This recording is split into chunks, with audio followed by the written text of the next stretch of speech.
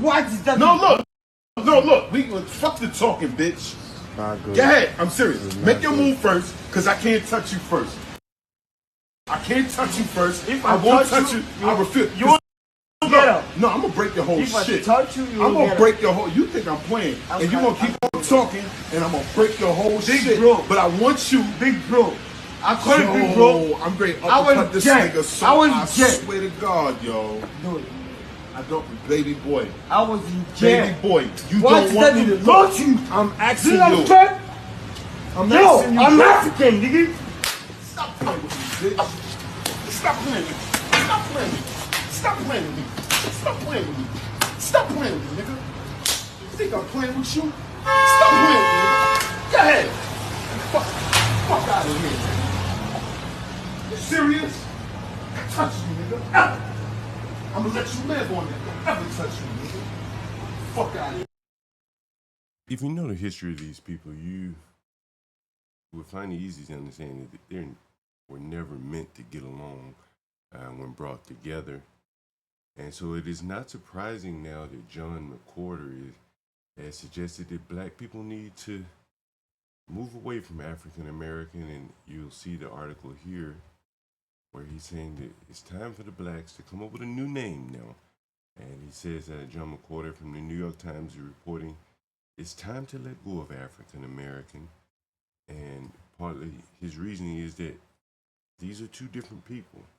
And part of what spurred him on was Mondami's election, where Mondami used or selected African American as part of his classification for college.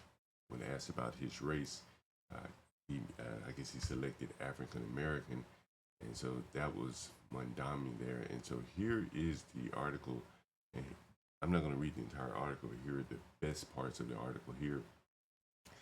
This is from John McWhorter again. In an earlier point in its life cycle, African American could at least be argued to have an air of pride and lineage, free of any historical association with inferiority. Back in the day, you can imagine it sung to the same melody as Alexander Hamilton's name is in the opening song to the musical about him. Alexander Hamilton, African American. But these days, African American and black strike the same note. In 2020, when a black man in Central Park asked a white woman to leash her dog, she dialed 911, warning him, "I'm going to tell them there's an African American man threatening my life." There was nothing euphemistic in the way she used that term.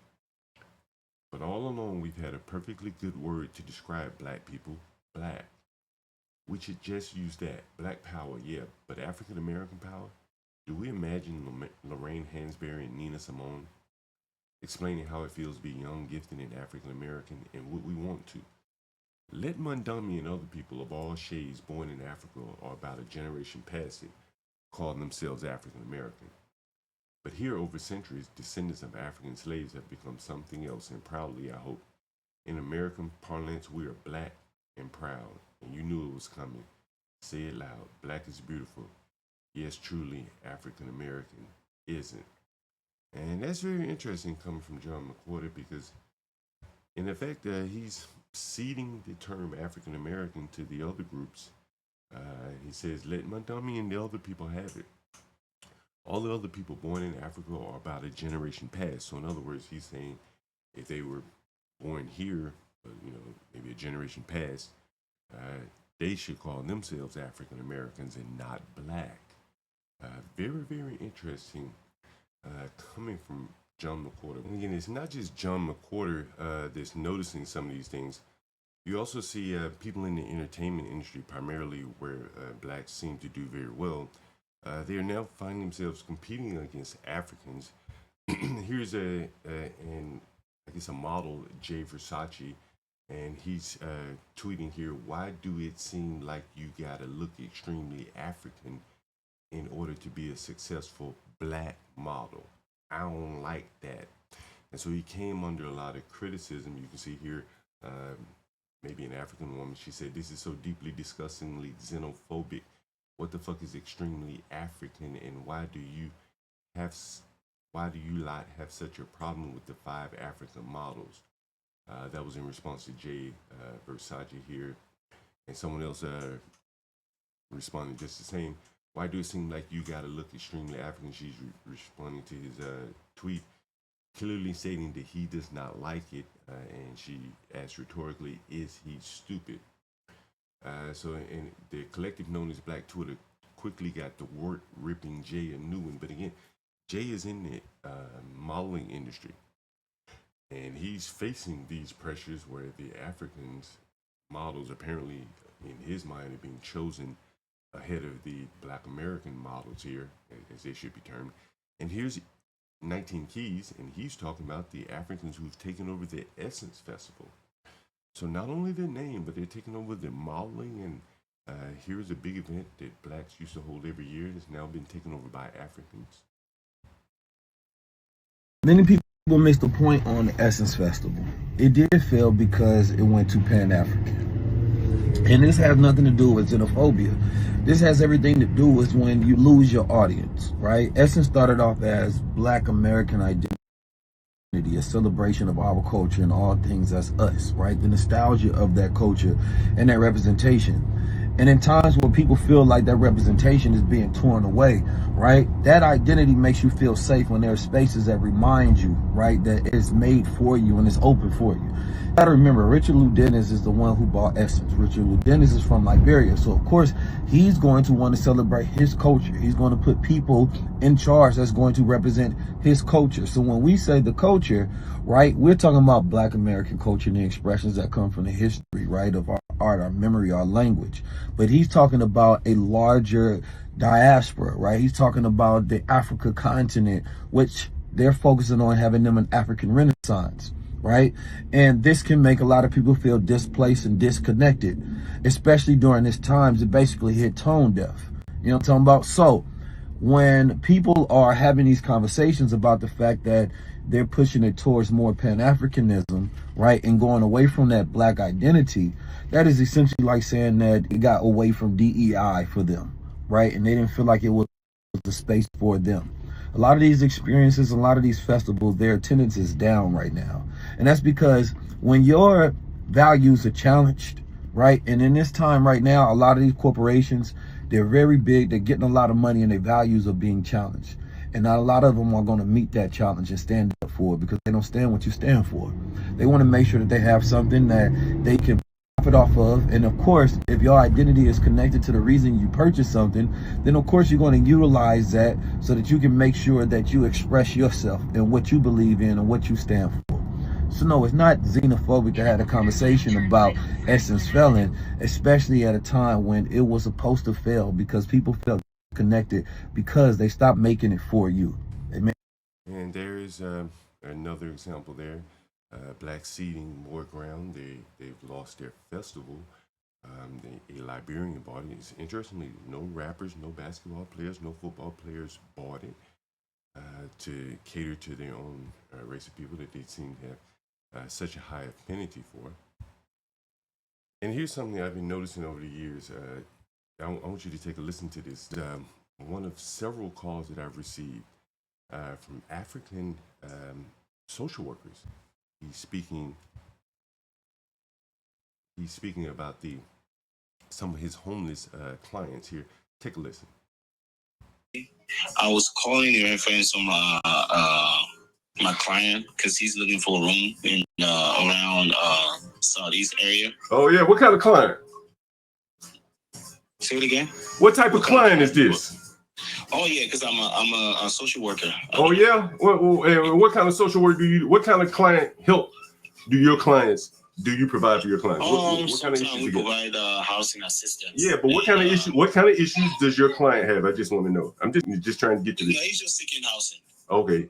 No sexual predator background. I mean, not that it matters. I don't give a shit. No. By the time you talk to him, you can take his name and look him up. All right. And what? He's homeless right now. Kind of. Well, either you are or you aren't. He has a job. He has a job. Okay, but he's in the shelter? No, he's not in the shelter. He lives like with family and stuff like that. Okay. He's in his 40s. He's almost 50 years old. He's almost 50. Okay, perfect. And where does he work? He work at a grocery store at somewhere in Southeast. Black, white, what? No, he's black. Okay. And why he didn't call me? I was gonna reach out to you first if I send your number to him. Okay. Just, just to confirm. Because I wanted to at least confirm that it's authentic and legit. Then. Hey, where you from, man? You from West Africa? You sound like you from West Africa. Yeah, Where from you from? Cameroon. Okay, damn. So how did you get here and start doing housing? No, I work with a company that actually assists in doing housing. Yeah, I understand that. I understand that. I said, how did you get here and start doing that? That's interesting. Oh, I came here when I was 19. I'm 36 years old. My grandparents brought me here. Yeah. And I went to school. Actually, I have a bachelor's degree in cybersecurity. And so you shepherd these homeless people around. That must be interesting. You coming from Cameroon and you helping Americans find housing. That's kind of fucking interesting, bro. Yeah, it's because I get paid for doing that too. So yeah, that's what I'm saying. They should be helping you find housing, and here you are helping them. You talk about it like that. That's how life is. Everybody, you gotta, work hard to make a living. Let me ask you this: if they came to Cameroon, do you think the situation would be the other way around, where they would find a job helping you find housing? I doubt that because it's very hard back there. There's barely no job. We go to school back there, graduate, and look, I can say 90% of the people that go to college and get a degree don't get a job because there's no job in Cameroon. But yes. So why do they keep going? So why do they? In most African countries. So why did they keep going to college then if they ain't get no damn job? What's the point of keep going to college? The goal is a lot of people want to travel to like the Western country to find a better living, and some people just want to be educated too. Okay, got you. Yeah, at least read and write. You have all these different languages and dialects, even though English is like the top to everybody. If you want, if you're gonna get an education, you have to at least know how to speak and write English. Hey, now where's Cameroon? Because I've been to a couple countries in Africa, but is Cameroon west or central? It's West Africa. Okay. It's a neighboring country to Nigeria. So part of Cameroon that I'm from is actually used to be part of Nigeria. Oh, really? Because my country is bilingual, so it's both French and English. So I'm from the English side that was used to be part of Nigeria. Did y'all fight in the Biafra War or something like that? There's a civil war going on right now because the president that's there has been president since before I was even born. And they've been trying to get rid of him, and he's not trying to step down. He's like 91 right now, and he's still trying to run again. You talking about in Cameroon? In Cameroon, yeah, he's still trying to run again, and he's 91 years old. He barely walked. That's the corruption, corruption. That's good because the people don't really want him, but because he's in power and they have control. It's not like in America where they have 3 branches of government and one person can just do anything he likes because they have the legislative and the Congress and judicial actually. Yeah. Look, man, hey, send all the people you got. Send them to me, man. You got a lot of people looking for housing? Yes. The problem too now is the pricings. You know what I mean? Because they're gonna pay out of their pocket for now until they get the vouchers. You know what I mean? Well, what kind of voucher they get? What kind of voucher they getting? Section 8? Yes. Oh, okay. And there you have it, people. From being shepherded around by an African to making their way onto the Section 8 housing list. It is no wonder that the blacks are trying to separate themselves from the Africans. The Africans have outclassed them. And from that standpoint, the blacks can no longer be associated with the Africans because they need to maintain their victimhood. And I don't think the Africans want to be victims. The Mondami doesn't want to be a victim.